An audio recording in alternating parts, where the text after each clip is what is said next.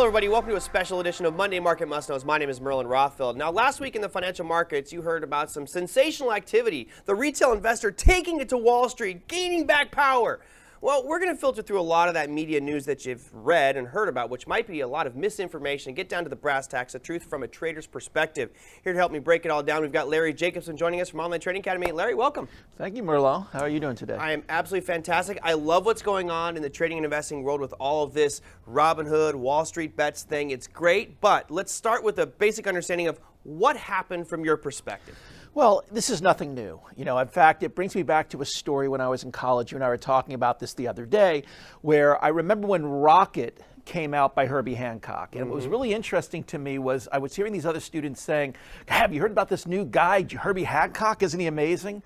Well, Herbie Hancock's been a well-established jazz musician on several albums long before Rocket, but it's funny that when somebody hears things for the first time, they kind of spin it as they're in the know. And I think this was a great example of a bunch of people now coming off the momentum of actually starting and saying, maybe we can beat the market and bring the market to its knees. But this is, to me, nothing that's new out there that couldn't be taught with some good education. You know, it's funny, when I first started taking classes on the Trading Academy back in the day, my mentor actually was talking to me about short squeezes. And I was kind of reminiscing when I heard all this information, because the media makes it seem like this is a brand new event. Like, wow, they discovered this little niche thing that's never been seen before, and it couldn't be further from the truth. I mean, a short squeeze is something that has been around since the dawn of financial markets. Well, actually, since they've allowed us to short these financial markets. So give me a little bit of a rundown on what a short squeeze is.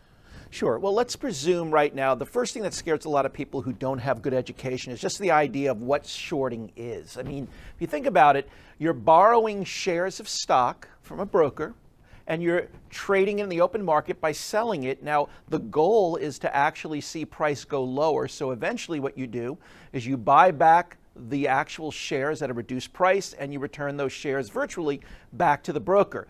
Now, what happens at times is if there's a lot of, pressure, what will happen is they'll drive the prices higher, not lower, and that creates the squeeze.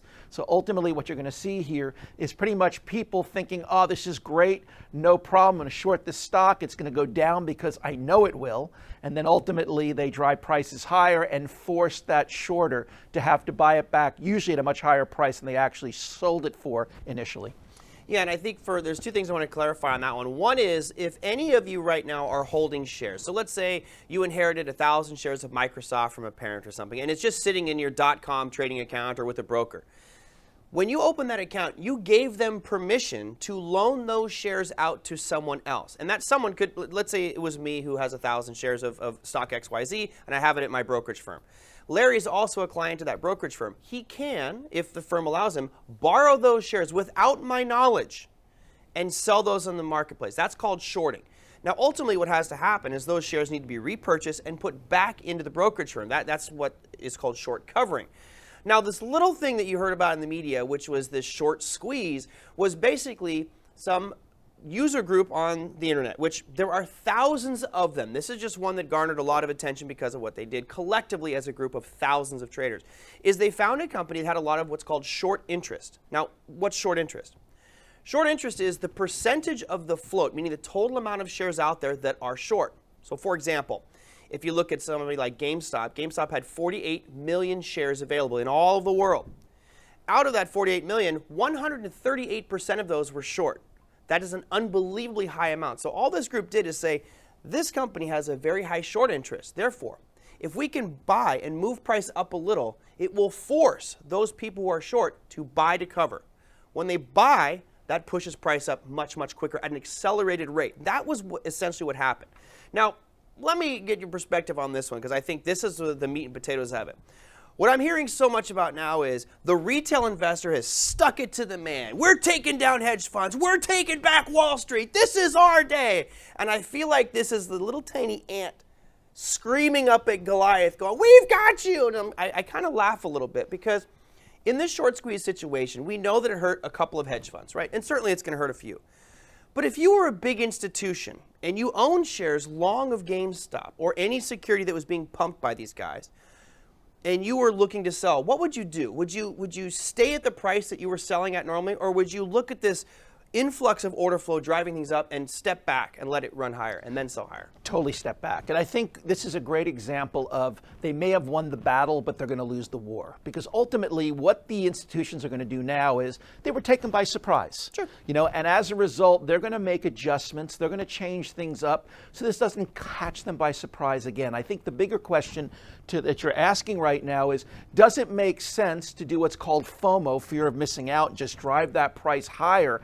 Or know that at some point the institutions are going to see price going up and they're going to step in and short down the market again. Right. So depending upon where you jump in, and this is why it's so important that you be educated, is that most people think it's a open casino where you can just jump in and people can make lots of money. Well, we saw this in the year 2000 with the tech bubbles due to Y2K.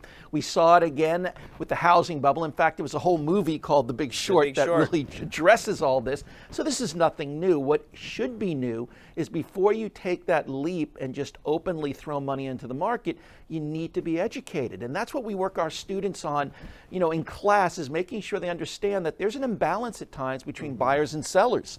And we look for that imbalance, which gives us the opportunity to actually start looking at where does it make sense, and you've heard it your whole life, right? Buy low, sell high, that do we have enough information to make an intelligent decision and not just get caught up in the euphoria? I think the important part here is making sure that as someone who does this on a regular basis, that we make sure that we do it from the perspective of being calm and level-headed. Most of the group right now in the hysteria is acting off of emotions, and they're making irrational decisions. For example, if we look at GameStop, for example, they're earning $4 or losing $4 per share, yet they were trading at $20. They're still losing $4 per share, and then they were trading at $480. An irrational mind says, hey, it's going to go to $1,000 because somebody tweeted it's going to go to $1,000. The rational mind says, this is out of line. Don't get caught in the emotional side of things. It will revert back to what's normal, and maybe I'll capitalize on the reversion back to normal, or I'm just going to stay out of it and look for something that's going to give me a higher probability of success. Unfortunately, what will happen to those people who were caught up in this hype, I mentioned this several times, is they're going to get caught holding the bag. And the institutions know this, right? The institutions are not going to say, hey, let's buy GameStop at $480 per share. They're laughing at that price. Now, the other side of this is the little guy says, hey, we've stuck it to the hedge funds. And certainly there are some hedge funds which were short, which did lose some money. But let me ask you this. If you're a hedge fund and you were happy shorting a company like GameStop at $20, and now it's $480, you might have lost a few billion on this short squeeze, but you're probably going to make it up 10x on this next. It's already gone from 480 down to 90, and my guess is in another few months it'll be back to where it should be in the teens. Yeah, if you really think about it, Merlin, it's funny that you actually could see something fascinating happen to your point. And so the institutions, if you noticed, were able to acquire new cash overnight. Yeah. Most of us can't do that, right? We can't just go out and say, hey, Mom, Dad, can you wire me a couple of $1 million? No, right? So we have to be more intelligent that we need to understand how to manage our risk if we choose to do these type of trades. And most people are not trained as risk managers. They're trained to go in that market and try to kill it. And when you see these events happen like they do, and you see that price start to rally, more and more people just jump in. And that's where I think the institutions start sitting back and going, well, how high are these guys going to drive this up so that we, to your point, can make a whole lot more than just shorting it at 20? Now we have this opportunity to be up at 400 and think how much money we can make, and at the same time, how much the novices can lose. There's an old saying in the marketplace that says, give a man a fish and he'll eat for a day, teach a man to fish and he'll eat for the rest of his life. This is another little third component to that. It's a little wrinkle, and it's basically the basket sitting next to the fisherman that's full of fish. And what happened in this situation, from my weird perspective, is the retail investor found the basket and stole the fish. And they're glorifying it, saying, we are amazing fishermen. We're the best fishermen in the world because we have all of a sudden all this fish and we didn't do a damn thing for it. The fisherman knows this. The fisherman will bait that trap next time, so the next time that the retail investor tries to grab from that basket, they are going to get their hands chopped off. Risk management is critical here in understanding traps in the marketplace. One of the things we teach about short squeezes, but we also teach about bull traps, bear traps, liquidity squeezes, volatility traps. These are all things that are risky components to the world of trading and investing. An educated investor understands these and says, I'm not going to run headfirst into this crazy volatile situation hoping to make some money. A logical, collective-headed person is going to say, I understand the risks that are involved. I will go slowly into this trade or this investment. I will make a calm decision on it rationally. If it goes against me, I'll get out very quickly, but I will stay in that as long as possible and make money on that trade. That's discipline, that's money management and risk management, something we're seeing a lack of from a lot of these online retail users. Yeah, and most novices, unfortunately, don't have a checklist. They don't know what to be looking for, what they need to be asking the right questions. It's very scary out there right now. We see, lotteries over $1 billion. People are in this mindset right now, what if? And there's a lot of tough things going on right now. So to be able to use money, and let's face it, a lot of the new brokerage firms, they're offering zero commissions, fractional shares. It's giving the smaller investor a lot more opportunity to get in the markets again, but not necessarily teaching them how to be safe when they get into the markets. And that's, as you say, what we do with our students. We help our students understand how the markets work. More importantly, we help our students understand to look at what Wall Street says, what Wall Street does, not what they say, because they're saying one thing and most likely doing something different. Right. And so this is, I think, again, just been a wake-up call that most people are going to get in there thinking that they can take them down again. And there's an old Irish limerick I love saying, fool me once, shame on you. Fool me twice, shame on me. It's going to be a lot of shame on a lot of novices that they don't get educated to understand why this works in certain opportunities and why it may not be the best decision in other opportunities. There's obviously going to be a lot of risk with this, and my hope is that by watching this, you have a little bit of better understanding of what really happened from a trader's perspective and not get caught up in the hype and the emotions of the financial marketplace. The truth of the matter is the institutions in the long run will usually win out over the retail investor, the uneducated retail investor, because they operate off of emotions. And when we look at the situation that's happening right now, Larry brought up an interesting point.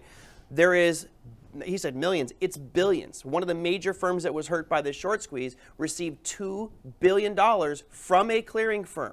Why would they do that? They're receiving that money because institutions are putting their money on the hedge funds, because in the long run, they were probably going to win out. We need to know this. We need to know the actions of it. And part of what we teach is understanding what the institutional investors are doing. If you follow the institutions, you see their transactions, their footprints in the marketplace, it gives you a better understanding of where prices are going to turn. Not just that some user group says, hey, this thing's going to 1,000, let's buy it. That's not real price movement. Now, also take it from this perspective. The institutions know darn well what happened. They will not relive the same mistake twice. What they're doing right now is position themselves in a way that they know what's going on in these user groups, in these Reddit groups, wherever it's at. Would name any of them. They're putting people in those rooms right now. I was actually on one of those chat rooms yesterday, and that was part of the talk track. Who in here is real and who's a hedge fund? Because now the hedge funds are going to start feeding information to these user groups. Yeah. Should you be scared? Absolutely not.